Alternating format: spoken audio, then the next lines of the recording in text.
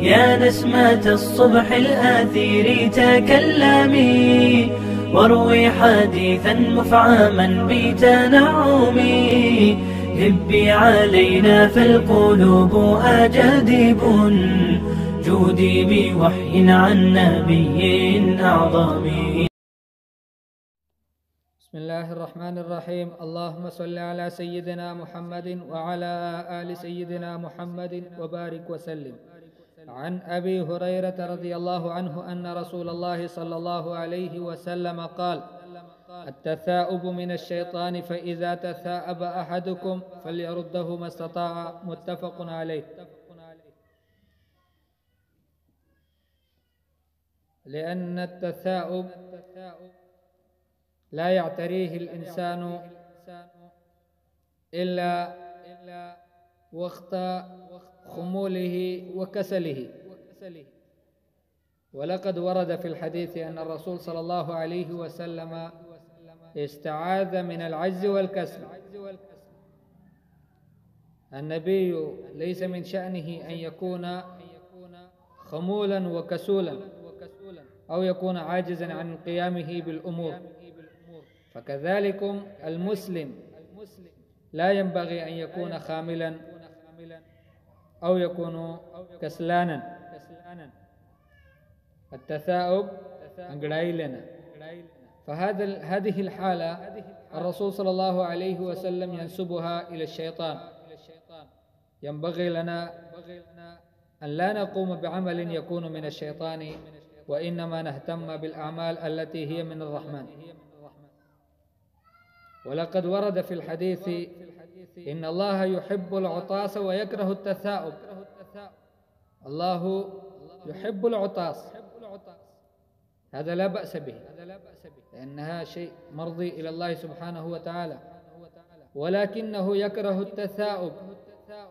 فينبغي لنا أن نبتعد عن الأشياء التي يكرهها الله ولا يحبها، وخاصة إذا كانت نسبتها إلى الشيطان.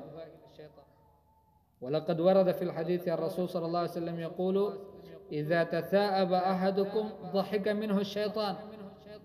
الشيطان يضحك ويفرح بهذا التثاؤب، لأنه يرى المسلم أنه الآن في غفلة، ما فيه نشاط، ما فيه حيوية. فالمسلم ينبغي أن يظهر نشاطه، يظهر حيويته، ويظهر قوته، لا يكون عاجزا عن قيامه بالأمور. فلذلك الرسول صلى الله عليه وسلم يقول: التثاؤب من الشيطان، فإذا تثاءب أحدكم فليرده ما استطاع. قدر المستطاع يحاول أن لا يفتح فاه ولا يقوم بهذه الحالة، لا يقوم بهذا العمل، أي عمل التثاؤب. ولقد ورد في الحديث الرسول صلى الله عليه وسلم يقول: ما تثاءب نبي قط، ما تثاءب نبي قط. مستحيل أن يتثاءب نبي، لأن النبي لا يكون خاملا ولا يكون غافلا ولا يكون كسلانا. فلذلك ينبغي لنا أن نرد هذه الحالة. ولقد أخبرنا أساتذتنا الأجلاء جزاهم الله عنا خير الجزاء، حيث قالوا: الذي يتفكر في هذا الحديث ما تثاءب نبي قط، ويحاول أن يمسك فاه ولا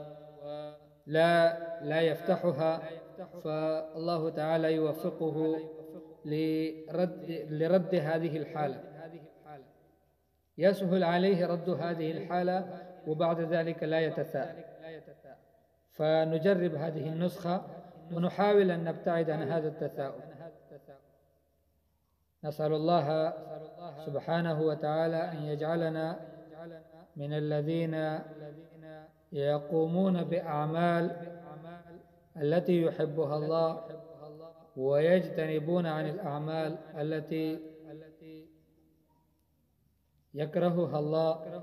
وصلى الله تعالى على خير خلقه محمد وآله وأصحابه أجمعين برحمتك يا أرحم الراحمين.